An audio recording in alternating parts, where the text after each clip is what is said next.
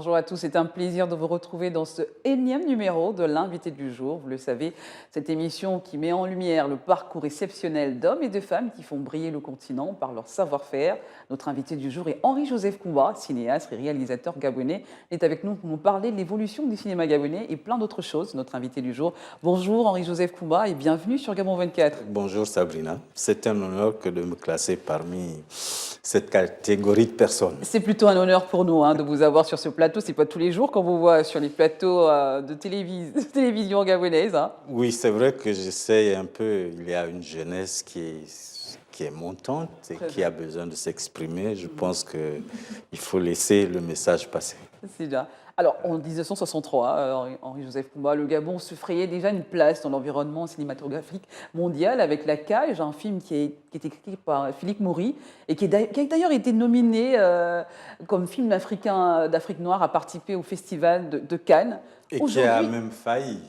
C'est bien cela. Aujourd'hui, quel est l'état des lieux du cinéma gabonais? Pouvez-vous nous en faire, s'il fallait faire un petit bilan, quand même, à mi-parcours du cinéma gabonais? Bon, non, disons que le cinéma en lui-même peut sembler un peu léthargique depuis un certain nombre d'années, mais ceci dit, il est là, il est bien portant et déjà par sa jeunesse, Cannes, c'est dans quelques jours. Oui. À Cannes, il y aura 2 jeunes cinéastes gabonais qui seront dans le cadre du programme de la Fabrique de cinéma du monde, Samantha Bifo. Samantha Bifo, qu'on nous avons reçu déjà ici sur ce Amédée. Oui. Donc, c'est pour dire que nous sommes là. Nous ne sommes pas suffisamment visibles parce que sur ces forums visibles-là, nous n'avons pas de production. Les dernières, je pense que c'est le collier du Makoko, il y a 11 ans. Effectivement, on peut sembler quelque part en léthargie. Mais nous sommes là, nous travaillons. Moi, personnellement, je suis sur un programme. Je connais d'autres comme Imunga qui sont sur les programmes.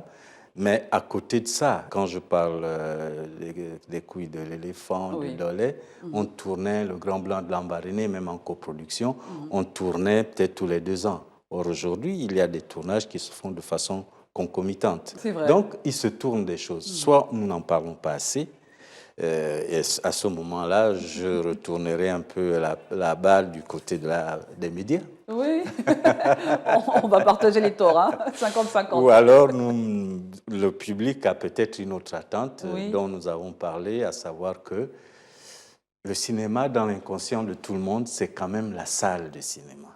Et c'est vrai que l'absence de salle de cinéma donne aux gens le sentiment qu'il y a quelque chose. Et il y a quelque chose à faire de ce côté-là. La deuxième chose est que, comme je l'ai dit, certains films, pour être dans certains forums où nous parlons de visibilité, c'est Cannes, c'est Ouagadougou, dans la sélection officielle, c'est Carthage. Ces films-là ont besoin d'un certain traitement qui fait que c'est des budgets dont aujourd'hui nous ne pouvons pas réellement disposer. Et c'est pour ça que nous sommes en train, même au niveau de l'association des cinéastes, d'essayer de nous organiser par secteur, que des producteurs aient une association, que des comédiens aient une association, et que les gens se parlent entre eux et que nous étudions réellement quelles sont les stratégies à mettre en place pour amener les pouvoirs publics. Parce que tout ce travail-là, qu'on le veuille ou non, ce sont des métiers libéraux, mais nous avons besoin des pouvoirs publics pour pouvoir accompagner et organiser. Justement, on a eu des productions cultes qui restent vraiment encore là, bien présentes, telles que Obali, Demain un jour nouveau, Le singe fou. Les Tam Tams se sont tus, une série culte, L'Auberge du Salut, 15 ans après. Quelle est la place du cinéma gabonais en Afrique et dans le monde? Où se situe-t-on, Henri-Joseph Koumba? Disons que la place du cinéma, aussi bien pour le Gabon, parce que regardons aussi autour de nous, surtout avec le passage de la Covid, il y a quand même un petit flottement, il faut le reconnaître. Oui. Et ça, c'est dans tous les secteurs d'activité. Voilà, mais ceci dit, ce n'est pas tellement en termes de manque de création, c'est en matière d'organisation. Et nous le disons, aujourd'hui, nous avons besoin de nous réorganiser. Comme j'ai commencé par le dire tout à l'heure, le premier des organisateurs de l'espace, c'est les pouvoirs publics. Mais Il quels sont faut que véritablement les les pouvoirs... problèmes auxquels sont confrontés les cinéastes gabonais pour ne pas parvenir à absorber le marché international comme le font le Nigeria, le Sénégal? Si on pouvait mettre un point sur ces problèmes, c'est lesquelles les difficultés en question? Bon, les difficultés, elles sont internes, hein, que ce soit le Gabon ou ailleurs. La première des difficultés, c'est les financements. Les financements. Nous n'avons pas de système qui permettent que l'argent circule dans les milieux du cinéma, qui sont les milieux dans lesquels nous travaillons. Oui. Mais les ambitions sont là. Et ces ambitions-là, il y a des privés qui les ont, mais comme je l'ai dit tantôt, il faut que le produit circule, il faut des salles de cinéma. Aujourd'hui, avec les nouvelles technologies, c'est en ligne que les films se vendent, mais tout ça nécessite une certaine organisation et un accompagnement. C'est à ce niveau-là que je parle des pouvoirs publics comme accompagnateurs et incitateurs des privés à s'investir, à investir dans ce domaine-là. Et c'est possible. Imaginez simplement que quelqu'un habite à Okala. Vous imaginez à Okala, à Ngonje, à Ovendo, au PK12, vous imaginez cette personne en train de venir suivre un film au Comou. C'est compliqué. Ça veut dire qu'aujourd'hui, on doit pouvoir inciter, encourager l'ouverture de salles à l'intérieur des quartiers pour permettre aux personnes, et puis avec toute une communication qui s'y est, avoir des panneaux, on sait que ce soir il y a un film qui passe à tel endroit, il est clair que les gens aux alentours viendront voir. Donc c'est toute une réorganisation qui est nécessaire, mais qui ne peut être accompagnée que par les pouvoirs publics, parce que le contexte aujourd'hui, il faut encourager les gens à y aller et c'est nécessaire pour nous. Et c'est nécessaire non pas parce que c'est des métiers qui font la notoriété, c'est nécessaire parce que c'est une question économique. Ce sont des secteurs où il y a énormément de métiers. Vous pouvez compter dans l'audiovisuel plus de 200 métiers et avec les nouvelles technologies, les jeunes vont aller de plus en plus parce que ce sont il y a une addiction à ces nouvelles technologies-là. Justement, en parlant du numérique, on a l'impression que les choses vont très vite. Vont très vite. Donc, ce sont des secteurs qu'il faut booster, qu'il faut doper parce qu'ils fourniront des emplois dans les années à venir. Et c'est quand même nécessaire, intéressant pour un État, pour un gouvernement, de dire, bon, moins j'ai des chômeurs, mieux je me porte. Très bien. Comment faire en sorte que ça fonctionne de façon continue, sans être chaque fois obligé de... On va rester sur ces deux points très importants. Alors, au-delà des difficultés de la Covid-19 qu'a engendré, que font les acteurs du cinéma gabonais pour que le Gabon arrête finalement d'acheter des films ou des séries étrangères qui ne reflètent pas forcément nos réalités à nous? On ne peut pas arrêter.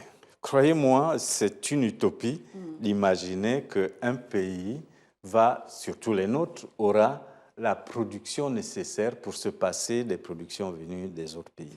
Mais par contre, ce qu'il y a, c'est que nous devons nous fixer parfois, et c'est prévu dans le Code de la communication au Gabon, nous imposer des quotas. C'est-à-dire qu'il n'est pas normal que sur toute une année, on ne voit pas sur nos chaînes des productions gabonais, africains, et qu'on ne voit que des telenovelas venues d'ailleurs. Que la télévision nationale, pour encourager les télévisions locales, pour encourager, est aussi une commande publique. C'est-à-dire que quand j'ai une série à produire, que je puisse trouver de l'argent au niveau de la télévision nationale ou une télévision locale qui m'accompagne, comme TV5 accompagne Samantha Biford dans Paramode d'emploi ou Canal Plus accompagne. C'est ce travail interne que nous devons faire. Et c'est pour ça que je dis que si des associations de diffuseurs et producteurs se créent ou de comédiens, chacun dans son domaine aura à se poser la question, mais si nous sommes ensemble, c'est pour faire quoi? Et comment nous pouvons changer la situation? Et à partir de ce moment-là, les gens vont se retrouver, peut-être demander à discuter avec les directeurs de chaînes de télévision. C'est des questions fondamentales. Voilà. Henri-Joseph Kouva, nous allons revivre un petit moment justement de cinéma, ici sur notre plateau de Gabon 24, tous ensemble, et revenir pour parler de cette formation, ces formations que vous donnez justement. À tout de suite.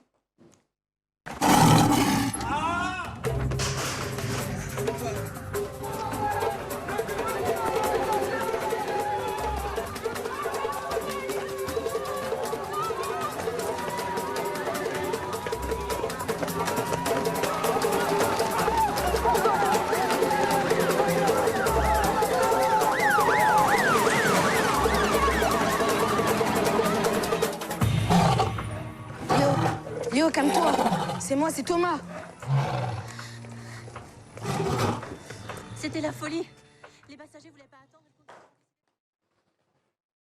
Voilà, on a vécu là un petit moment de cinéma, comme quoi le cinéma gabonais est bien là, il est bien présent et de bonne qualité. Quand il se fait, il ne faut pas avoir peur de le dire non plus. Oui. Parce que ça, c'est une de nos grosses productions. Dernière, c'est celle qui était à Cannes, Le Collier du Makoko. Oui.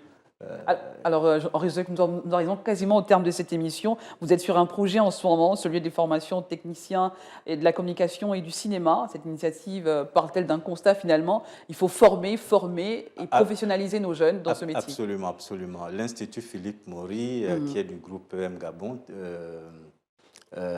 Université, oui, est justement un projet pour former sur place ici des techniciens de haut niveau dans un système LMD. Ça, tout le monde sait ce que c'est. Oui.